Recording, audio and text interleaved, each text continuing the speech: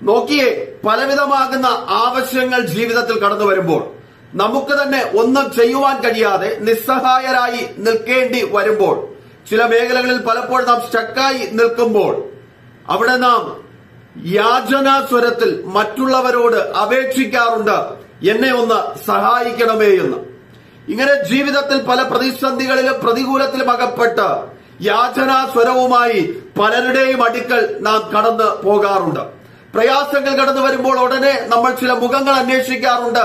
ആരോട് യാചിച്ചാലാണ് എനിക്ക് കാര്യം നടന്ന് കിട്ടുക, അല്ലെങ്കിൽ എന്റെ ആവശ്യം നിറവേറ്റി തരുവാൻ കഴിയുന്നവൻ ആരാണെന്ന് പലപ്പോഴും നാം അന്വേഷിക്കാറുണ്ട്, അവനോടൊന്ന് യാചിക്കുന്നതിനു വേണ്ടി.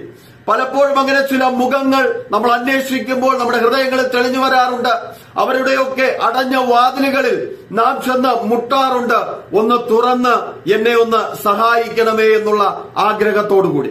അങ്ങനെ വിവിധമാകുന്ന ആവശ്യങ്ങളും എടുത്ത് യാചനാ സ്വരത്തോടെ അടഞ്ഞുകിടക്കുന്ന വാതിലുകളിൽ മുട്ടി ഒരു പ്രയോജനവുമില്ലാതെ, ആരും വാതിലുകൾ തുറന്നു തരാതെ അടയ്ക്കപ്പെട്ട വാതിലുകൾ ഇന്നും അടയ്ക്കപ്പെട്ടതായി തന്നെ തുടരുന്നു എങ്കിൽ, അതിനു മുൻപിൽ മുട്ടിക്കൊണ്ട് പ്രയാസത്തോടെ, വേദനയോടെ, ഭാരത്തോടെ നീ നിൽക്കുന്നു എങ്കിൽ, ഈ പകൽക്കാലം പരിശുദ്ധാത്മാവിന് നിന്നോട് വേദപുസ്തകത്തിൽ നിന്ന് ചെറിയൊരു ആലോചന പങ്കുവയ്ക്കുവാനുണ്ട്. വിശുദ്ധ വേദപുസ്തകം മത്തായി എഴുതിയ സുവിശേഷത്തിനകത്ത് 7-ാം അധ്യായം അതിന്റെ 7-ാമത്തെ വാക്യം ഇങ്ങനെ വായിക്കുന്നു: യാചിപ്പിൻ എന്നാൽ നിങ്ങൾക്ക് കിട്ടും, അന്വേഷിപ്പിൻ എന്നാൽ നിങ്ങൾ കണ്ടെത്തും, മുട്ടുവിൻ എന്നാൽ നിങ്ങൾക്ക് തുറക്കും. അതിന്റെ താഴോട്ട് വായിക്കുമ്പോൾ 11-ാമത്തെ വാക്യം അതിന്റെ അവസാന ഭാഗം ഇങ്ങനെ കാണുക: എങ്കിൽ സ്വർഗസ്ഥനായ നിങ്ങളുടെ പിതാവ് തന്നോട് യാചിക്കുന്നവർക്ക് നന്മ എത്രയധികം കൊടുക്കും.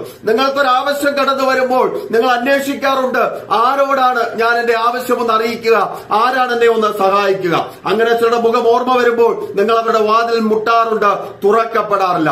എന്നാൽ ഇന്ന് പകൽക്കാലം വിശുദ്ധ വേദപുസ്തകത്തിൽ വചന വെളിച്ചത്തിനോട് ഞാൻ പരിശുദ്ധാത്മാവിൽ ഒരാലോചന കൈമാറുവാണ്.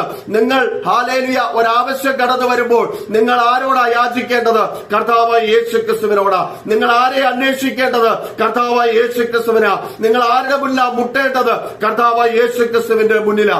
അങ്ങനെ നിങ്ങൾ നിങ്ങളുടെ യാചനാസ്വരം കർത്താവിന്റെ മുൻപിൽ അറിയിക്കുന്നു എങ്കിൽ, നിങ്ങളുടെ ആവശ്യം എന്ത് തന്നെയായാലും, നിങ്ങളുടെ പ്രയാസം എന്ത് തന്നെയായാലും, അതെത്ര വലുതായാലും അതിന് മറുപടി നൽകി തരുവാൻ എന്റെ കർത്താവിന് കഴിയും. നിങ്ങൾ മുട്ടുന്നു എങ്കിൽ ആ വാതിൽ നിശ്ചയമായി തുറക്കും, നിങ്ങളുടെ ആഗ്രഹത്തിനൊരു പൂർത്തീകരണം ഉണ്ടാകും. ആകയാൽ ഇന്ന് പകൽക്കാലം പ്രയാസപ്പെടുന്ന പ്രിയ ദൈവജനം, കർത്താവിനെ വിളിച്ചപേക്ഷിക്കുവാൻ പരിശുദ്ധാത്മാവിൽ ഓർപ്പിക്കുന്നു. കർത്താവ് അതിനായി നിങ്ങളെ സഹായിക്കട്ടെ.